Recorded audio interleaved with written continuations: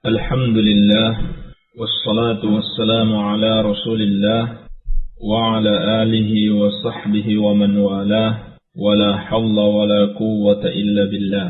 Ikhwani talabah, kaum muslimin, rahimani wa rahimakumullah. Kita akan melanjutkan insyaallah ta'ala pelajaran akidah pada kitab Fadlul Islam atau keutamaan Islam karya al-Imam al-Allamah Syekhul Islam Al-Mujahid Al-Mujaddid Al-Syekh Muhammad bin Abdul Wahhab rahimahullahu ta'ala rahmatan wasi'ah.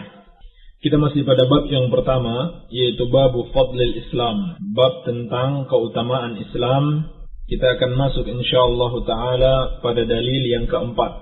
Dalil yang keempat, 5 dan 6 adalah dalil-dalil yang berasal dari sunnah atau dari hadis Rasulullah sallallahu alaihi wa alihi wasallam. Setelah beliau menyebutkan 3 dalil dari Al-Quran, berikutnya beliau insyaallah ta'ala akan menyebutkan 3 dalil dari As-Sunnah. Kemudian setelah itu barulah disebutkan ucapan para imam dari kalangan para sahabat dan para imam setelahnya. Ini metode yang sangat baik dari para ulama Ahlus Sunnah wal Jamaah. Ketika membahas suatu bab, menyebutkan dalil Al-Quran, kemudian As-Sunnah, kemudian penjelasan para ulama Ahlus Sunnah wal Jamaah, khususnya para ulama dari kalangan sahabat, tabi'in, dan seterusnya. InsyaAllah ta'ala, pada kesempatan yang mulia ini kita akan membahas 3 hadis sekaligus, yaitu dalil yang keempat, 5 dan 6, dalil-dalil dari sunnah Rasulullah sallallahu alaihi wasallam yang menunjukkan tentang keutamaan Islam, bahwasannya Islam sebagai agama yang sangat mulia, agama yang utama, yang memiliki banyak sekali keistimewaan yang tidak ada pada agama-agama yang lainnya. Hadis yang pertama, qala al-muallif rahimahullah wa fi sahih, dan dalam kitab as-sahih, yakni dalam sahih al-Bukhari,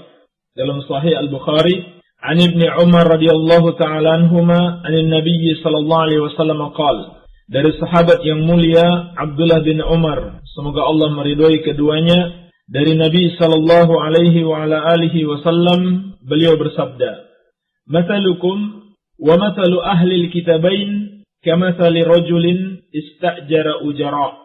Perumpamaan kalian dan perumpamaannya ahlul kitab, yakni kitab Taurat dan Injil, seperti seorang yang menyewa para pekerja. Faqala, lalu orang itu mengatakan, "Man ya'mali min ghadwatin ila nisfin nahar ala qiratin." Siapa yang mau bekerja untukku dari pagi hari sampai pertengahan siang untuk mendapatkan 1 qirat, yakni mendapatkan upah 1 qirat. 1 qirat itu adalah juz'un min ajza'id dinar, 1 bagian dari dinar. Siapa yang mau bekerja untukku dari pagi sampai siang, dan sebagai upahnya akan aku berikan 1 qirat. Fa'amilatil yahud, maka orang-orang Yahudi pun bekerja dari pagi sampai siang hari, yakni sampai waktu zuhur. Tsumma qala, kemudian orang itu mengatakan lagi, "Man ya'mali min nisfin nahar ila salatil asri ala qirat." Siapa yang mau bekerja untukku dari waktu zuhur sampai waktu salat asar, dan saya akan berikan kepadanya 1 qirat. Jadi sama, dapat 1 qirat juga. Fa'amilatin nasara, maka orang-orang Nasrani pun bekerja dari waktu zuhur sampai waktu asar. Tsumma qala, kemudian dia mengatakan lagi, "Man ya'mal min salatil asri ila an taghiba syams ala qiratain." Siapa yang mau bekerja dari waktu salat asar sampai terbenam matahari, dan aku akan berikan 2 qirat. Jadi yang pertama hanya diberikan 1 qirat, yang ini 2 qirat. Maka kata Nabi sallallahu alaihi wasallam, "Fa antum hum." Maka kalianlah yang beramal antara waktu salat asar sampai maghrib dan mendapat 2 qirat. Padahal yang beramal sebelumnya dan waktunya lebih panjang hanya mendapat 1 qirat. Sedangkan yang beramal dalam waktu yang singkat mendapat 2 qirat. Faghadibatil yahudu wan nasara. Maka orang-orang Yahudi dan Nasrani pun marah dengan kenyataan itu. Wa qalu ma lana aktsaru amalan wa aqallu ajran. Dan mereka mengatakan, kenapa demikian? Kita yang lebih banyak bekerja, tapi kita lebih sedikit upahnya. Di dalam riwayat, wa aqallu ata'an. Qala, maka Allah Subhanahu wa taala mengatakan kepada mereka, hal naqastukum min haqqikum syai'a? Apakah aku telah mengurangi hak kalian sedikit pun? Qalu la. Mereka mengatakan tidak. Jadi, meskipun mereka diberikan lebih sedikit daripada kaum muslimin, tapi Allah tidak mengurangi hak mereka. Hanya saja Allah menambah pahalanya bagi kaum muslimin. Qala, maka Allah Subhanahu wa taala berfirman, "Dzalika fadli utihi man asya." Itulah keutamaanku yang aku berikan kepada siapa yang Dia kehendaki. Inilah hadis yang pertama, di mana Nabi sallallahu alaihi wasallam menceritakan di dalam hadis ini perumpamaan kaum muslimin dan orang-orang Yahudi serta orang-orang Nasrani, yaitu dari sisi pahala. Nabi sallallahu alaihi wasallam memperumpamakan dengan orang-orang yang bekerja dan upah yang mereka dapatkan. Dan ini merupakan metode yang baik di dalam pengajaran, yaitu memberikan perumpamaan. Sehingga lebih dapat dipahami oleh murid-murid atau para pelajar. Ini metode Rasulullah sallallahu alaihi wasallam. Dan juga metode Al-Quran, dalam banyak ayat disebutkan berbagai macam bentuk perumpamaan. Maka di sini Nabi sallallahu alaihi wasallam memperumpamakan kaum muslimin dengan orang-orang Yahudi dan Nasrani, bahwasannya orang-orang Yahudi seperti orang yang bekerja mulai dari pagi hari sampai zuhur. Namun mereka hanya mendapatkan satu pahala, hanya mendapatkan satu qirat. Padahal waktu yang mereka gunakan untuk bekerja cukup lama dan lebih lama daripada waktu yang digunakan oleh kaum muslimin. Yang kedua, orang-orang Nasrani itu bekerja dari waktu zuhur sampai asar. Juga sama, hanya mendapatkan satu qirat. Sedangkan kaum muslimin bekerja dalam waktu yang lebih singkat, yaitu dari waktu asar sampai maghrib, tetapi mendapatkan 2 qirat.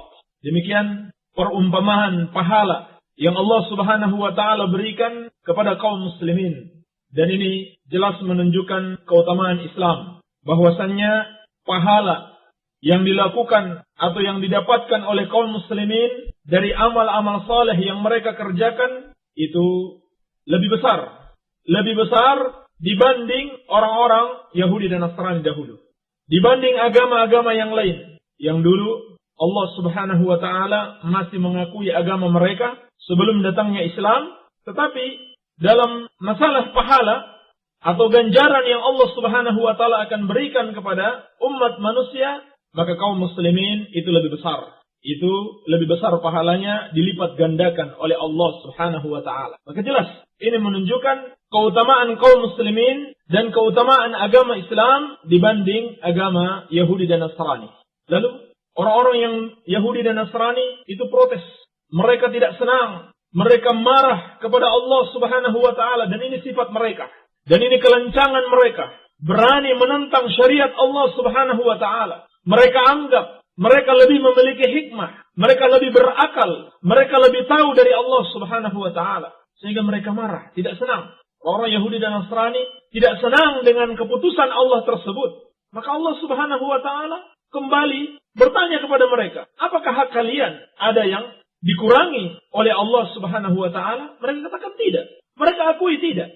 Tidak ada hak mereka yang dikurangi. Hanya saja Allah Subhanahu wa taala menambah keutamaannya kepada kaum muslimin, dan menentang ketetapan Allah Subhanahu wa taala tersebut adalah termasuk kekafiran. Padahal kalau mereka mau, sebetulnya yang Allah perintahkan kepada mereka juga untuk masuk Islam, agar mereka mendapatkan keutamaan sebagaimana keutamaan kaum muslimin. Hanya saja mereka tidak mau. Mereka menyombongkan diri. Maka mereka kafir dengan kesombongan mereka dan kemarahan mereka kepada Allah Subhanahu wa taala. Dan dikatakan para ulama, orang-orang Yahudi dan Nasrani itu marah dalam hadis ini, itu kemungkinan 2 makna. Makna yang pertama, hal itu disebutkan dalam kitab-kitab terdahulu. Yakni kitab Taurat dan Injil. Bahwasannya telah disebutkan di dalam kitab-kitab mereka, kaum muslimin mendapatkan pahala lebih besar daripada pahala mereka. Maka mereka marah. Dan sebagian ulama mengatakan bahwasannya yang dimaksud di dalam hadis ini adalah apa yang terjadi pada hari kiamat. Adapun ditakbirkan dengan sesuatu yang telah berlalu, yakni dengan fi'il madhi, faghadibatil yahudu wan nasara, itu maknanya bahwasannya hal ini pasti terjadi. Jadi seperti itu. Kalau ada kejadian di masa depan dan disebutkan dalam bentuk fi'il madhi, fi'il yang kata kerja dalam bentuk lampau, maka maksudnya adalah pasti akan terjadi. Pasti akan terjadi. Ini. Kalau makna yang pertama, yang marah tersebut bukanlah seluruh orang Yahudi dan Nasrani di masa mereka. Tetapi maksudnya adalah orang-orang kafir mereka. Sebab di masa umat Yahudi dan Nasrani dulu juga telah ada orang-orang yang beriman. Jadi tidak semua kafir kepada Allah Subhanahu wa ta'ala. Walaupun setelah datangnya Islam dan mereka tidak mau masuk Islam, maka semuanya dianggap kafir oleh Allah Subhanahu wa ta'ala. Tapi sebelum datangnya Islam, di antara mereka ada yang beriman, di antara mereka ada yang kafir. Dan di antara bentuk kekafirannya adalah al-i'tirad ala qadrillahi wa syar'ihi. Menentang ketetapan Allah dan syariatnya. Allah tetapkan kaum muslimin pahalanya 2 kali lipat. Apabila mereka melakukan kebaikan-kebaikan, maka Allah telah menetapkan kaum muslimin mendapatkan pahala 2 kali lipat daripada orang-orang Yahudi dan Nasrani. Mereka menentang, mereka tidak setuju. Inilah yang disebut dengan sifat hasad. Padahal hak mereka tidak Allah kurangi. Jadi bukan berarti Allah lipat gandakan pahala kaum muslimin dalam keadaan mengurangi hak mereka, tidak. Mereka juga diberikan sesuai dengan amalan yang mereka lakukan. Hanya saja kaum muslimin dilebihkan. Dan itu adalah hikmah Allah Subhanahu wa ta'ala, dan Allah yang lebih tahu mana yang terbaik bagi hamba-hambanya. Dan di sini Allah katakan, "Dzalika fadli utihi man asya." Itulah keutamaan dariku yang aku berikan kepada siapa yang dia kehendaki. Menunjukkan bahwasannya kaum muslimin diberikan keutamaan khusus oleh Allah Subhanahu wa ta'ala dibanding orang-orang Yahudi dan Nasrani. Dan menunjukkan bahwasannya taufik bagi kita kaum muslimin untuk mendapatkan hidayah masuk Islam dan mengamalkan ajaran-ajaran Islam yang mulia ini, sungguh itu benar-benar dari fadlullah, dari keutamaan Allah Subhanahu wa ta'ala yang Allah berikan kepada siapa yang dia kehendaki. Berarti kita sangat butuh kepada Allah Subhanahu wa ta'ala untuk selalu memberikan hidayah, memberikan taufik kepada kita untuk bisa terus beramal di dalam Islam. Jadi seorang muslim itu harus senantiasa bergantung kepada Allah, memohon pertolongan kepadanya, bertawakal kepadanya, tidak boleh bergantung kepada selain Allah Subhanahu wa ta'ala. Ini hadis yang pertama. Hadis yang kedua, wa fihi aidan, dan juga di dalam as-sahih, dan ini dalam sahih Muslim, bukan dalam sahih Al-Bukhari. An Abi Hurairah radhiyallahu anhu, dari sahabat yang mulia Abu Hurairah radhiyallahu anhu, dan yang benar lafaz yang akan disebutkan oleh Asy-Syaikh dari Hudzaifah ibn al-Yaman. Kita cek di dalam Sahih Muslim, lafaz yang akan disebutkan oleh Asy-Syaikh rahimahullahu taala dari Hudzaifah ibn al-Yaman radhiyallahu taala anhu. Tetapi Abu Hurairah juga meriwayatkan hadis yang serupa, hadis yang semakna, tetapi dalam lafaz yang akan disebutkan oleh Asy-Syaikh bukan lafaznya Abu Hurairah. Jadi dari Hudzaifah ibn al-Yaman radhiyallahu anhu, beliau berkata, qala Rasulullah sallallahu alaihi wasallam, Rasulullah sallallahu alaihi wasallam bersabda, "Adallallahu 'anil jum'ati man kana qablana." Allah Subhanahu wa taala menyesatkan dari hari Jumat orang-orang sebelum kita. Yakni Allah tidak menjadikan bagi mereka hari Jumat sebagai hari raya mereka. Fakana lil Yahudi yaum as-sabt. Maka orang-orang Yahudi dahulu itu berhari raya pada hari Sabtu. Wa kana lin Nasara yaumul Ahad. Adapun orang-orang Nasrani pada hari Ahad, yakni hari Minggu dalam bahasa Indonesia. Faja'allahu bina. Maka Allah Subhanahu wa taala mendatangkan kita. Fahadana Allahu liyaumil Jum'ah. Lalu Allah Subhanahu wa taala memberikan hidayah kepada kita untuk berhari raya pada hari Jumat, yakni memilih hari Jumat sebagai hari raya kita. Jadi ini peringatan bagi kita. Yang namanya hari raya itu sudah ditentukan oleh Allah Subhanahu wa ta'ala. Jangan kita tambah-tambah dengan namanya Maulid, Isra Mi'raj, Muharram, dan sebagainya. Faja'al al-jum'ata was-sabta wal-ahad. Maka Allah jadikan Jumat, Sabtu dan Ahad. Yani Jumat untuk kaum muslimin. Lalu hari yang mengikuti hari Jumat tersebut, Sabtu dan Ahad untuk Yahudi dan Nasrani. Jadi kita didahulukan. Karena Sabtu dan Ahad datangnya setelah hari Jumat. Berarti dia mengikuti hari Jumat. Wa kadzalika, dan demikian pula, hum taba'un lana yaumal qiyamah. Mereka orang-orang Yahudi dan Nasrani akan menjadi pengikut kita pada hari kiamat. Yakni kita di depan mereka. Mereka ada di belakang kita. Untuk masuk surga, untuk dihisab, didahulukan kaum muslimin. Jadi di dunia didahulukan untuk mendapatkan hari Jumat. Dan juga di akhirat didahulukan untuk dihisab dan untuk masuk ke dalam surga. Maka kata Nabi SAW, Nahnul akhiruna min ahli dunya wal awwaluna yawmal qiyamah. Kami kaum muslimin adalah umat yang terakhir dari penduduk dunia ini. Dan kami adalah umat yang pertama pada hari kiamat. Jadi maksudnya adalah walaupun kaum muslimin adalah umat yang terakhir, tetapi akan dimasukkan ke dalam surga oleh Allah Subhanahu wa taala pertama sekali sebelum umat-umat yang lainnya. Maka hadis ini jelas menunjukkan keutamaan kaum muslimin. Di dalam hadis ini disebutkan keutamaan kaum muslimin di dunia dan di akhirat kelak. Di dunia, di antara keutamaan yang Allah berikan kepada kaum muslimin, Allah berikan hidayah untuk memilih hari Jumat sebagai hari raya kaum muslimin. Adapun orang-orang Yahudi, mereka memilih hari Sabtu. Dan pilihan mereka terhadap hari Sabtu ternyata berdasar atas kekafiran mereka. Dan kebodohan serta penentangan mereka kepada Allah.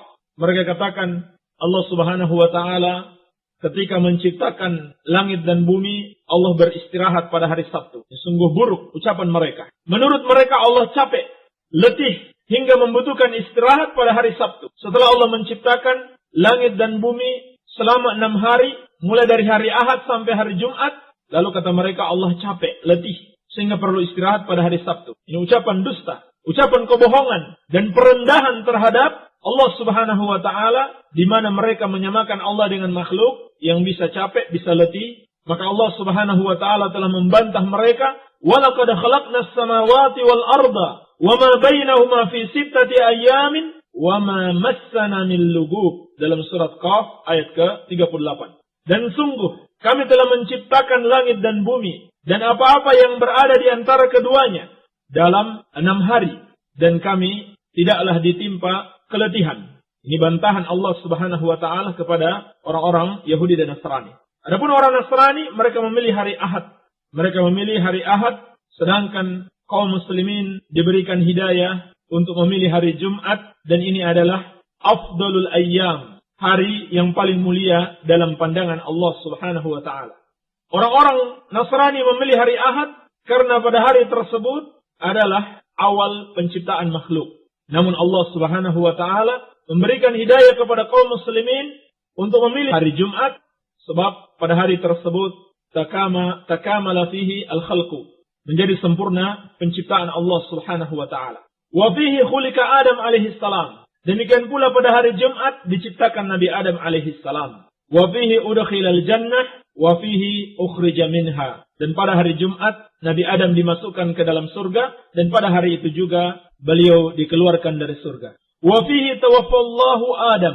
Demikian pula pada hari Jumat Nabi Adam alaihi salam, Abul Bashar, bapaknya seluruh manusia, diwafatkan oleh Allah Subhanahu wa ta'ala. Wa fihi sa'atun la yas'alul 'abdu rabbahu fihi ata'an illa istujiba lahu. Disebutkan dalam hadis yang sahih, dan pada hari Jumat itu ada satu saat, satu waktu di mana apabila seorang hamba memohon, berdoa kepada Rabb-nya suatu permintaan, maka Allah akan mengabulkan permintaannya. Dan alhamdulillah hari ini kita berada pada hari Jumat, maka perbanyaklah doa, terutama waktu antara Asar dan Maghrib. Waktu antara Asar dan Maghrib ini terdapat saat tersebut, satu waktu tersebut, di mana doa akan dikabulkan oleh Allah Subhanahu wa ta'ala. Wa fihi taqumus sa'ah. Demikian pula pada hari Jumat akan terjadi hari kiamat. Jadi lebih banyak kejadian penting terjadi pada hari Jumat. Maka ini keutamaan kita di dunia. Adapun di akhirat, Allah Subhanahu wa ta'ala juga memberikan keutamaan sebagaimana yang dikabarkan dalam hadis ini, bahwasannya kita adalah pemimpin manusia, pemimpin umat-umat yang lain pada hari kiamat. Yakni yang akan lebih didahulukan untuk dihisab, dibangkitkan, dan juga didahulukan untuk masuk ke dalam surga. Ini makna sabda Nabi sallallahu alaihi wasallam, "Nahnul akhiruna min ahli dunya wal awwaluna yaumal qiyamah." Kita adalah orang-orang terakhir dari penduduk dunia, yakni umat yang terakhir, namun umat yang pertama pada hari kiamat, yang pertama masuk surga, dan Nabi kita, Nabi yang mulia Nabi Muhammad sallallahu alaihi wasallam adalah Nabi yang pertama masuk surga. Jelas keutamaan Islam di dalam hadis ini. Hadis yang ketiga, qala al-muallif rahimahullah wa fihi ta'liqan. Dan juga di dalam as-sahih secara ta'liq, yakni dalam sahih al-Bukhari secara ta'liq. Secara ta'liq yakni hadis muallaq. Dikatakan para ulama hadis muallaq itu adalah hadis yang hilang sanadnya pada rawi yang pertama atau kedua atau dua-duanya, rawi yang pertama atau rawi pertama dan kedua atau lebih secara bersambung. Ini dinamakan dengan hadis muallaq. Ini makna yang pertama. Makna yang kedua, hadis muallaq adalah hadis yang dihapus seluruh sanadnya, yang tidak disebutkan sanadnya. Walaupun dia memiliki sanad, tetapi tidak disebutkan sanadnya. Dan hadis ini adalah hadis muallaq pada makna yang kedua, yakni di dalam Sahih Al-Bukhari hadis ini tidak disebutkan sanadnya, dan itu terbagi ke dalam dua bentuk. Hadis muallaq di dalam Sahih Al-Bukhari yang tidak disebutkan sanadnya ada dua bentuk. Yakni bentuk yang pertama dengan sighah jazm. Apabila Al-Imam Al-Bukhari menyebutkan dengan sighah jazm, yakni ucapan qala atau zakara atau rawa, maka ini hadisnya sahih. Tetapi apabila Al-Imam Al-Bukhari rahimahullahu ta'ala menyebutkan dalam bentuk tamrid seperti qila, wa dzukira, wa ruwiya, maka hadisnya dhaif. Dan hadis ini adalah hadis yang sahih karena Al-Imam Al-Bukhari rahimahullahu ta'ala menyebutkan dalam bentuk al-jazm. Artinya dipastikan dari Nabi sallallahu alaihi wa alihi wasallam. Maka kata Al-Imam Al-Bukhari, anin Nabi sallallahu alaihi wasallam annahu qala. Dari Nabi sallallahu alaihi wasallam bahwasanya beliau bersabda. Ini hadis yang ketiga. Ahabbuddin ilallah al-hanifiyatus samhah. Ahabbuddin ilallah al-hanifiyatus samhah. Agama yang paling dicintai oleh Allah Subhanahu wa taala adalah al-hanifiyatus samhah. Agama yang mentauhidkan Allah dan agama yang mudah. Dan kata ad-din di dalam ayat ini atau dalam hadis ini memiliki dua makna. Makna yang pertama bisa jadi yang dimaksud ad-din dan alif lam yang ada di situ adalah lil jins. Maka apabila maknanya alif lam lil jins mencakup jami'ul adyan. Sehingga maknanya dari seluruh agama yang ada di muka bumi ini, maka agama yang Allah cintai adalah hanifiyatus samhah, yaitu agama Islam. Maka dengan makna ini kata ahabbu bukan dengan makna ismu tafdil, tetapi maf'ul, yakni mahbubuddin ilallah. Sebab setelah datangnya Islam, seluruh agama tidak ada yang dicintai oleh Allah kecuali Islam. Sehingga tidak bisa dikatakan agama yang paling dicintai. Dan yang lain masih dicintai, cuman yang paling dicintai adalah Islam. Tidak. Jadi maknanya bukan ism tafdil, ahab, tetapi mahbub, yakni mahbubuddin ilallah. Sedangkan makna yang kedua, alif lam di kata ad-din adalah lil ahad, yakni ad-dinul ma'hud. Maksudnya adalah agama Islam itu sendiri. Sehingga makna ahabbuddin, ahabbu khissaliddin. Yakni ahabbuddin, ahabbu khissaliddin adalah amalan agama yang paling Allah cintai. Dan barangkali makna yang kedua ini yang lebih tepat. Sehingga Al-Imam Al-Bukhari rahimahullahu ta'ala menyebutkan hadis ini dalam kitabul iman. Yakni dalam masalah khisalul iman. Amalan-amalan keimanan atau bagian-bagian keimanan. Untuk menunjukkan bahwasannya amalan-amalan manusia bagian daripada keimanan. Maka dengan makna yang kedua, maksud hadis ini, agama yang paling dicintai oleh Allah adalah amalan agama yang paling dicintai oleh Allah Subhanahu wa ta'ala. Bukan agama itu secara umum, tetapi amalan agama. Amalan agama di dalam Islam yang paling dicintai oleh Allah Subhanahu wa ta'ala al-hanifiyatus samhah. Adalah al-hanifiyah samhah. Apa yang dimaksud dengan hanifiyah samhah? Al-hanifiyatus samhah, berkata Al-Imam Ibnul Qayyim rahimahullah dalam kitabnya Ighathatul Lahafan, jama'allahu azza wa jalla fi hadhihi syari'ah baina kauniha hanifiyah wa kauniha samhah. Allah Subhanahu wa ta'ala telah mengumpulkan di dalam syariat Islam yang mulia ini dua sifat, yaitu hanifiyah dan samhah. Fahiyah hanifiyatun fit tauhid, maka agama ini adalah agama hanifiyah di dalam tauhid dan samhah fil amal, lagi samhah di dalam amalan. Adapun yang dimaksud Hanifiyah di dalam tauhid adalah agama yang benar-benar mentauhidkan Allah Subhanahu wa taala dan berpaling dari segala bentuk kesyirikan kepada Allah Subhanahu wa taala. Sebagaimana yang Allah firmankan tentang Nabi Ibrahim alaihissalam dan bagaimana agama mereka dan perintah kepada Nabi sallallahu alaihi wasallam untuk mengikuti agama Nabi Ibrahim tersebut. Kata Allah Subhanahu wa taala, "Tsumma auhayna ilaika an ittabi' millata Ibrahim hanifa wa ma kana minal musyrikin." Kemudian kami wahyukan kepadamu wahai Muhammad, hendaklah kamu ikuti agama Ibrahim hanif, seorang yang hanif, dan beliau bukan termasuk orang-orang yang menyekutukan Allah Subhanahu wa taala. Demikian pula firman Allah, "Ma kana Ibrahimu Yahudiyan wala Nasraniyan, walakin kana hanifan muslima wa ma kana minal musyrikin." Nabi Ibrahim alaihissalam bukanlah seorang Yahudi, bukan pula seorang Nasrani, tetapi beliau adalah seorang yang hanif, lagi seorang muslim, dan beliau bukan termasuk orang-orang yang menyekutukan Allah. Maka yang dimaksud dengan hanif, al-muqbil 'ala Allah, al-mu'rid an kulli ma siwah. Dikatakan Al-Imam Ibnu Qayyim rahimahullah, Nabi Ibrahim alaihissalam dikatakan seorang yang hanif adalah orang yang selalu menghadap kepada Allah, yakni mentauhidkan Allah, bergantung kepadanya, tawakal kepadanya, dan selalu bersandar hanya kepadanya, berpaling dari segala sesuatu selainnya. Ini yang dimaksud dengan hanif. Inilah agama yang paling dicintai Allah Subhanahu wa taala. Inilah amalan yang paling dicintai di dalam Islam, yaitu mentauhidkan Allah Subhanahu wa taala. Adapun yang dimaksud dengan samhah adalah al-muyassarah as-sahlah, agama yang mudah. Agama yang mudah. Inilah agama yang dicintai Allah, amalan yang dicintai oleh Allah Subhanahu wa taala, yaitu Allah berikan kepada kaum muslimin, Allah syariatkan kepada kaum muslimin amalan-amalan yang mudah, tidak sulit.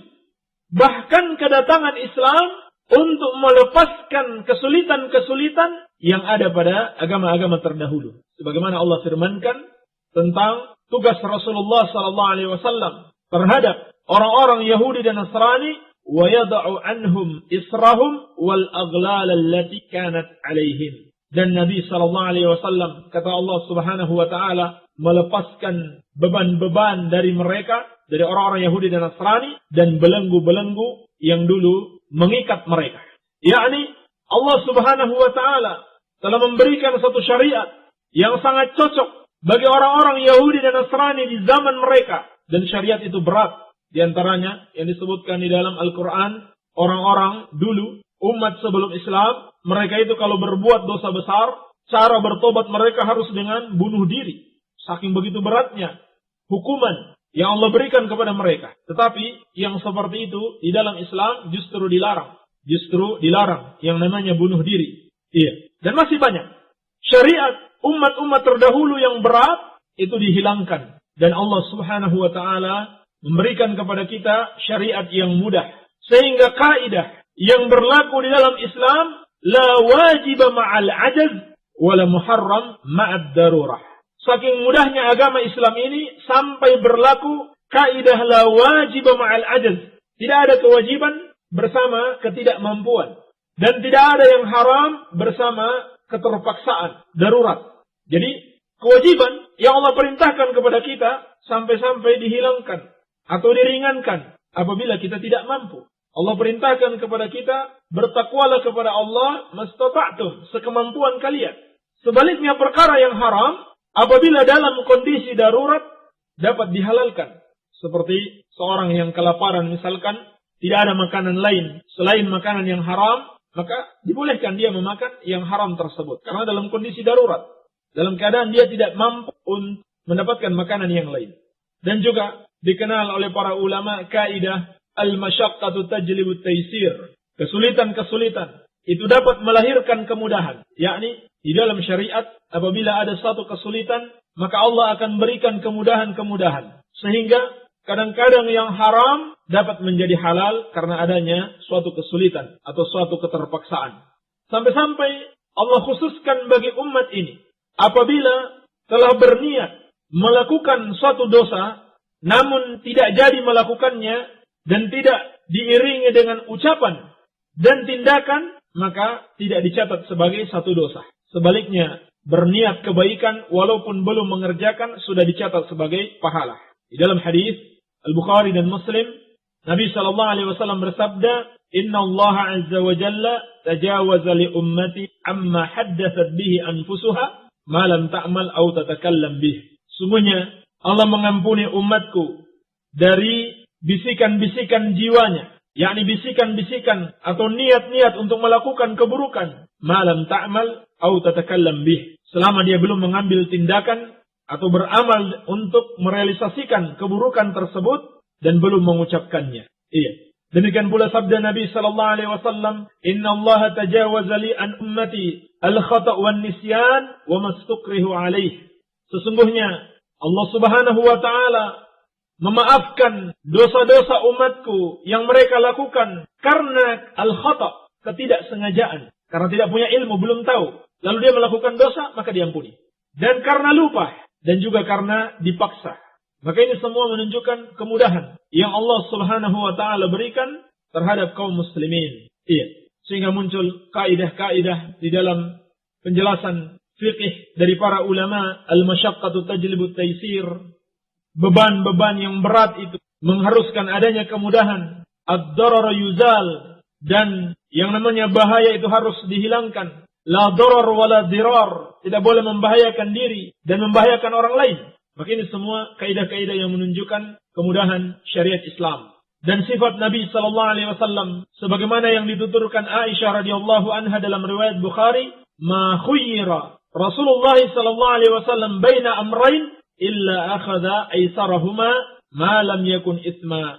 Tidaklah Nabi SAW diberikan dua pilihan, kecuali beliau memilih pilihan yang paling mudah selama itu bukan dosa. Selama itu bukan dosa. Dan banyak sekali hadis di mana Rasulullah SAW sangat takut kalau amalan-amalan yang sunnah dijadikan kewajiban oleh Allah Subhanahu wa taala. Menunjukkan Nabi kita yang mulia juga adalah Nabi yang penyayang bagi umatnya, yang sangat takut apabila umat ini diberikan satu syariat yang memberatkan mereka sehingga mereka tidak dapat menjalankannya dengan baik.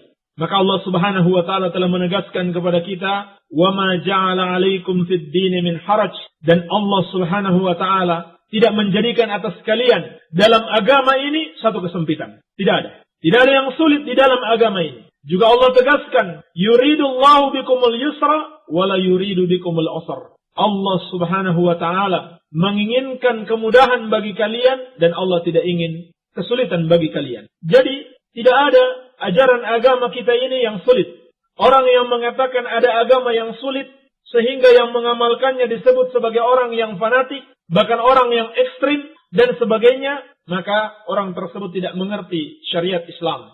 Atau orang yang mengatakan ajaran agama ini keras, banyak hal yang dilarang di dalam agama, maka orang itu tidak mengetahui Islam dengan baik. Sebab sesungguhnya tidak ada ajaran agama yang mulia ini yang sulit. Semuanya mudah. Telah dikabarkan di dalam Al-Quran wa Sunnah. Lalu kenapa ada sebagian orang yang menganggap ada ajaran yang sulit? Atau ada ajaran yang keras, ada yang ekstrim? Siapa yang mengamalkannya bisa disebut sebagai fanatik. Karena mereka adalah pengikut hawa nafsu. Memperturutkan hawa nafsu mereka. Dan memperturutkan godaan syaitan. Dan akal pikiran mereka yang rusak. Dibanding tunduk kepada syariat Allah Subhanahu wa ta'ala. Dan bisa jadi orang-orang yang mengatakan Islam sebagai agama yang keras, orang-orang yang betul-betul menjalankan syariat Islam, mereka sebut sebagai orang-orang keras, orang-orang ekstrim, orang-orang fanatik. Mereka itu sebetulnya tahu bahwasanya Islam agama yang mudah. Hanya saja mereka mau menghancurkan Islam. Mereka mau mencitrakan keburukan atas kaum muslimin yang betul-betul menjalankan Islam dengan baik. Yakni Ahlus Sunnah wal Jamaah. Mereka katakan Ahlus Sunnah itu keras, Ahlus Sunnah ekstrim, dan sebagainya. Karena mereka tahu bahwasannya kalau dikatakan demikian, hal itu akan semakin menjauhkan kaum muslimin untuk mengikuti ajaran yang benar, ajaran Ahlus Sunnah wal Jamaah. Jadi sebetulnya kalau kita pelajari dengan baik dari sumbernya yang benar dan dari penjelasan para ulama Ahlus Sunnah wal Jamaah, maka kita akan dapati agama Islam ini adalah agama yang sangat mudah. Adalah agama yang sangat mudah. baik mudah dalam akidah, dalam keyakinan, tidak ada yang sulit. Sehingga di dalam Islam tidak ada hal yang sulit dipahami, tidak ada hal yang sulit untuk dibahas dan dipelajari. Adapun kalau menyulitkan, maka curigailah dan tuduhlah itu adalah ajaran yang sesat. Berhati-hati darinya. Seperti ajaran-ajaran ahlul kalam, akidah ahlul kalam, akidah filsafat yang ada dalam kelompok Mu'tazilah, Jahmiyah, Sufiyah, dan sebagainya. Asy'ariyah, Maturidiyah. Ini sangat membingungkan umat. Berat untuk dipelajari. Sampai-sampai di antara mereka stres. Menjadi gila. Kenapa jadi gila? Katanya karena dia memperdalam tauhid. Padahal yang dia pelajari adalah filsafat. Iya. Yang dia pelajari adalah akidah Sufiyah, akidah tasawuf, akidah tarekat. Akhirnya jadi orang stres. Kenapa? Karena telah menyimpang dari ajaran Islam. Jadi yang kita lihat fenomena-fenomena adanya orang yang semakin bingung setelah mempelajari Islam karena dia mempelajari yang salah. Dia mempelajari yang sesat. Andaikan dia mempelajari akidah Ahlus Sunnah wal Jamaah dengan bimbingan para ulama Ahlus Sunnah wal Jamaah berdasarkan Al-Quran was Sunnah sesuai pemahaman para sahabat dan para ulama Ahlus Sunnah wal Jamaah yang mengikuti mereka sampai akhir zaman, maka niscaya dia akan dapati ini adalah agama yang sangat mudah. Akidahnya mudah dipahami dan diyakini. Demikian pula dalam amalan-amalan. Tidak ada amalan-amalan yang sulit. Hanya saja manusia itu sendiri yang menyulit-nyulitkan diri mereka. Yang mempersulit agama ini. Yaitu mereka tambahkan dengan bid'ah-bid'ah. Jadi sebetulnya agama ini mudah. Jangan dipersulit. Jangan ditambahi dengan bid'ah-bid'ah di dalam agama. Iya. Seperti contoh kecil. Apabila ada orang mati. Atau apabila keluarga meninggal dunia. Maka keluarga yang dia tinggalkan harus dibebani membuat acara selamatan 3 hari, 7 hari, 40 hari. Dan mereka harus repot-repot melayani tamu, memanggil seorang yang membacakan doa atau penceramah, berzikir bersama, menyiapkan makanan. Kadang-kadang sampai harus berhutang untuk menyiapkan makanan-makanan tersebut. Ini semua mempersulit diri sendiri. Agama Islam tidak mengajarkan itu. Iya. Jadi sebetulnya umat manusia yang mempersulit diri sendiri dengan menambah-nambah di dalam agama, mengada-ngada di dalam syariat yang mulia ini, yaitu perbuatan-perbuatan bid'ah di dalam agama yang tidak dicontohkan oleh Rasulullah Sallallahu Alaihi Wasallam. Maka jelas keutamaan Islam di dalam hadis ini, Islam memiliki 2 sifat yang tidak ada pada agama-agama yang lainnya pada hari ini, yaitu mentauhidkan Allah Subhanahu wa taala dan tidak menyekutukannya dengan suatu apapun juga, dan amalannya adalah amalan-amalan yang mudah, dan bahkan amalan-amalan yang mudah tersebut pada keadaan tertentu dibolehkan untuk ditinggalkan, seperti kaidah yang kita sebutkan tadi, tidak ada kewajiban apabila seorang tidak mampu melakukannya, dan tidak ada sesuatu yang haram apabila ada alasan darurat untuk melakukan yang haram tersebut. Iya. Inilah 3 hadis yang mengandung penjelasan tentang keindahan, keistimewaan, dan keutamaan Islam yang tidak ada pada agama-agama yang lainnya. Maka dengan mengetahui ini, mesti kita lebih bersyukur kepada Allah Subhanahu wa taala yang telah memberikan hidayah kepada kita untuk memeluk agama Islam yang mulia ini. Wabillahi taufiq, walhamdulillahi rabbil alamin. Ikhwani fiddin, rahimani wa rahimakumullah. Anda bisa mendapatkan kajian-kajian ilmiah lainnya dengan menghubungi Tasjilat An-Nur pada nomor 0852 1404 8900 atau download di www.nasihatonline.com atau di www.nasihatonline.wordpress.com. Bismillahirrahmanirrahim. Alhamdulillah. Wassalatu wassalamu ala Rasulillah amma ba'd. Assalamualaikum. Waalaikumsalam. Apa lahirnya Nabi Muhammad SAW bulan Rabiul Awal? Mayoritas orang memperingatinya dengan acara mauludan. Diadakan pengajian dan ziarah ke tempat-tempat keramat, ke Panjalu. Dengan alasan ngalap berkah di bulan Maulud. Pertama, tentang bulan lahirnya Nabi SAW. Ini dikhilafkan para ulama. Ya, sebetulnya masih perkara yang khilaf. Apakah betul-betul di bulan Rabiul Awal atau di bulan yang lainnya? Iya. Namun itu bukan suatu persoalan yang urgent untuk dibahas. Yang lebih penting, apakah memperingati acara mauludan atau hari lahir, atau dengan kata lain hari Natal alias ulang tahun Nabi kita yang mulia Nabi Muhammad SAW, itu disyariatkan di dalam agama ini atau hanya suatu perbuatan mengada-ngada di dalam agama. Maka telah kita jelaskan berulang kali bahwasannya peringatan maulid atau hari Idul Milad adalah mengada-ngada di dalam agama, lancang di dalam agama yang mulia ini, menambah-nambah sesuatu yang tidak berasal dari agama ini. Bahkan Nabi SAW sendiri, demikian pula para sahabat yang paling cinta kepada Rasulullah SAW tidak pernah mengamalkan acara seperti ini dan tidak pula menganjurkannya. Maka ini bid'ah di dalam agama dan juga tasyabbuh, menyerupai kebiasaan orang-orang kafir, yaitu orang-orang Nasrani. Dan dalam pertanyaan ini dikatakan mereka bukan sekedar mengadakan pengajian, tetapi ziarah ke tempat-tempat keramat, ke penjalu, alasan ngalap berkah di bulan Maulud. Maka demikianlah, suatu bid'ah akan mengantarkan kepada bid'ah yang lain, bahkan dapat mengantarkan kepada kesyirikan.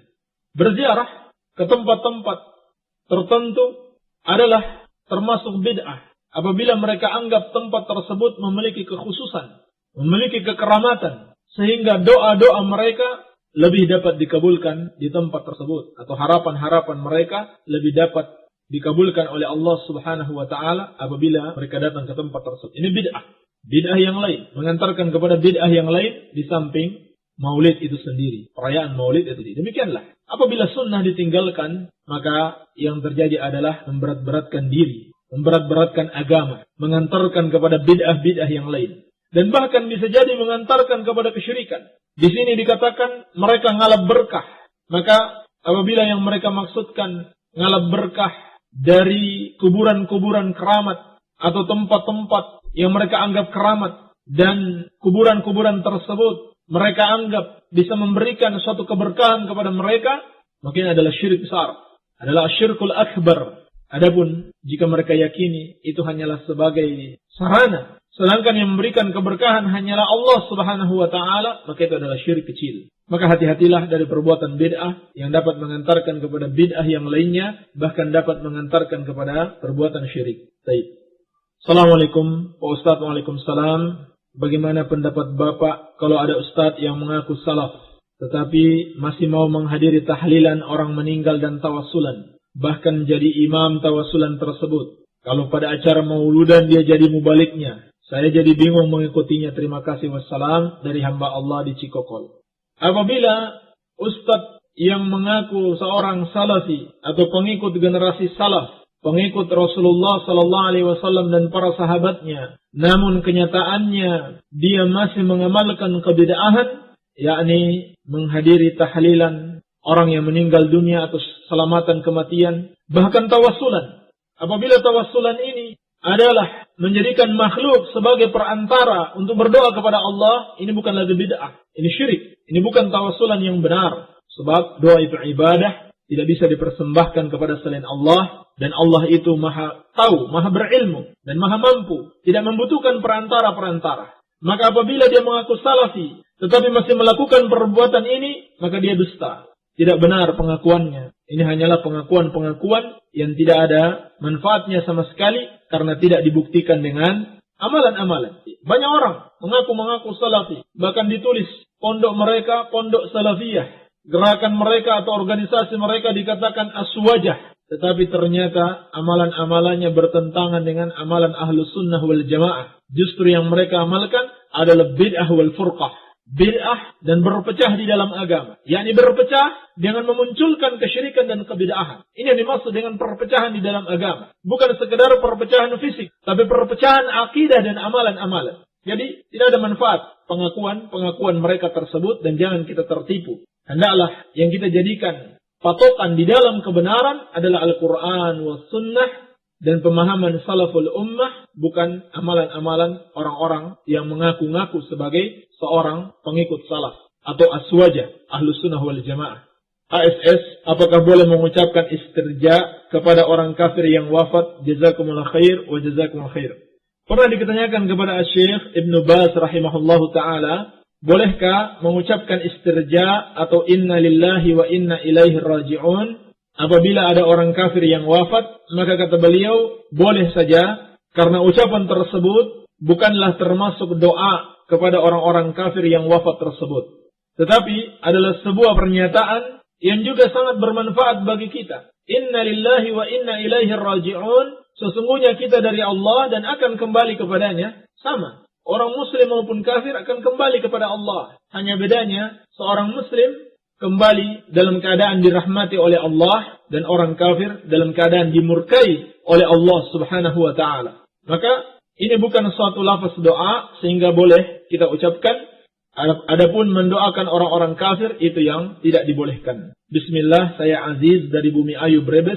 Saya mau bertanya tentang sholat berjamaah. Pada saat imam baca Al-Fatihah, makmum diam saja, apa ikut-ikutan baca Al-Fatihah? Telah kita jelaskan kemarin, yang benar dalam masalah ini, makmum juga ikut. Dan yang paling terbaik cara mengikutinya adalah setelah imam membaca Alhamdulillahi Rabbil Alamin, kita juga ikut menyusul dengan membaca Alhamdulillahi Rabbil Alamin, dan seterusnya. Seperti yang disebutkan oleh Al-Imam As-San'ani rahimahullahu ta'ala di dalam Subulus Salam. Dan sebagian ulama mengatakan, makmum boleh membaca lebih dulu. Setelah itu dia mendengarkan ucapan imam. Atau bisa jadi dia baca setelah imam. Jadi ada 3 cara. Dia baca sebelum imam, atau dia baca setelah imam membaca Al-Fatihah, atau dia ikut. Dan yang paling tepat dia ikut per ayat. Alhamdulillahi Rabbil Alamin, baru imam, baru kemudian dia mengikuti bacaan Alhamdulillahi Rabbil Alamin. Dan ini berdasarkan keumuman hadis Nabi sallallahu alaihi wasallam, la salata liman lam yaqra bi Fatihatil Kitab. Tidak ada salat atau tidak sah salat bagi yang tidak membaca surat Al-Fatihah. Baik. Apa yang harus didahulukan? Apa mengakikahi anak atau membantu orang tua yang sedang kesulitan ekonomi karena usia yang sudah lanjut hingga tidak bisa lagi usaha? Membantu orang tua adalah kewajiban. Sedangkan mengakikahi anak, ulama khilaf apakah itu wajib atau sunnah muakkadah. Namun tidak ada khilaf para ulama, membantu orang tua adalah kewajiban. Walaupun sebetulnya tidak perlu dipertentangkan kalau memang mampu membantu orang tua dan sekaligus mengakikahi anak. Kecuali dalam keadaan orang tua sangat terdesak dan dana kita tidak mencukupi untuk membantu melakukan kedua-duanya, maka didahulukan untuk membantu kesulitan ekonomi orang tua tersebut, baru apabila ada rezeki yang lain akikahi anak. Baik, wallahu alam. Ustaz, sebelum Nabi Muhammad SAW, apakah agamanya Islam? Islam itu ada 2 makna. Makna umum dan makna khusus.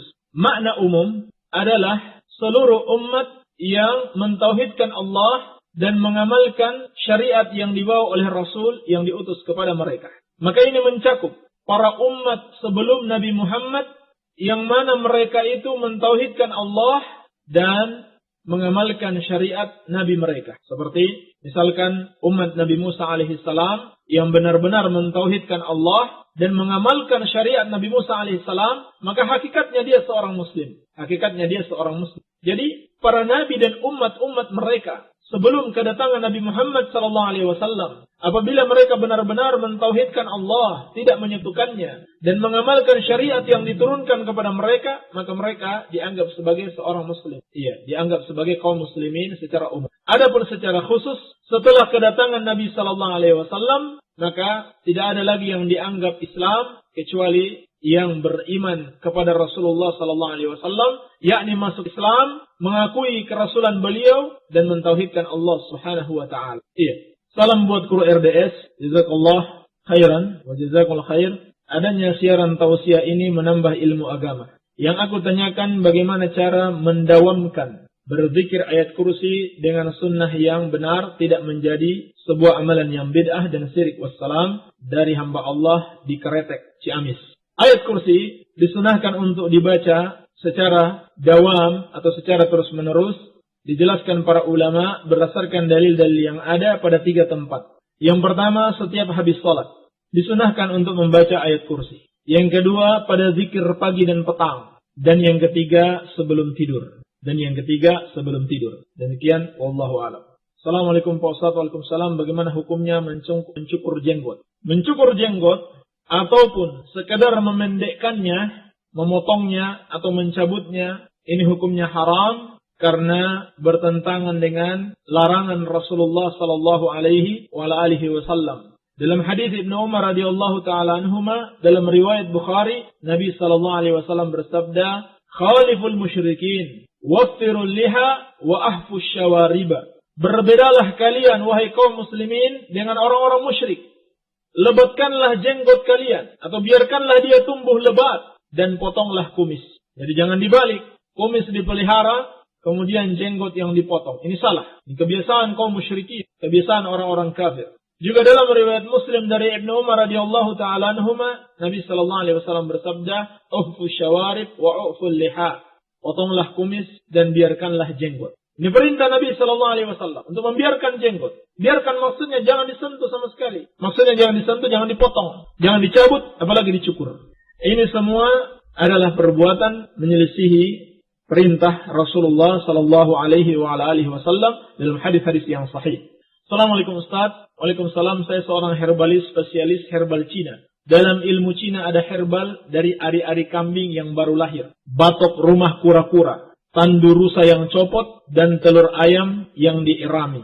Sekitar 2 pekan atau 2 hari menjelang menetas, lalu telurnya dipecahkan dan anaknya yang masih camendol ditelan hidup-hidup.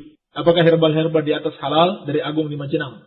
Yang pertama, tentang ari-ari kambing yang baru lahir, demikian pula tandu rusa, dan juga telur ayam yang sudah berbentuk ayam, itu tidak boleh dimakan hidup-hidup dan tidak boleh dimakan apabila disembelih bukan dengan cara yang syar'i. Jadi haram. Jadi boleh saja kalau memang disembelih dengan cara yang syar'i, tidak ada masalah. Iya, apabila disembelih dengan cara yang syar'i. Baik. Adapun batok rumah kura-kura, maka kura-kura itu boleh dimakan. Sebab tidak ada dalil yang mengharamkan kura-kura. Tidak ada dalil yang mengharamkan kura-kura. Baik, wallahu alam. Barangkali ini saja yang bisa kita jawab. Semoga ada manfaatnya. Lebih dan kurangnya saya mohon maaf. Yang benar itu dari Allah subhanahu wa ta'ala. Dan yang salah dari kebodohan kami dan dari syaitan. Subhanaka Allahumma bihamdika. Asyhadu an la ilaha illa anta astaghfiruka wa atubu ilaik. Wa sallallahu ala nabiyina Muhammadin wa alihi wa sallam. Wa akhiru da'wana alhamdulillahi rabbil alamin.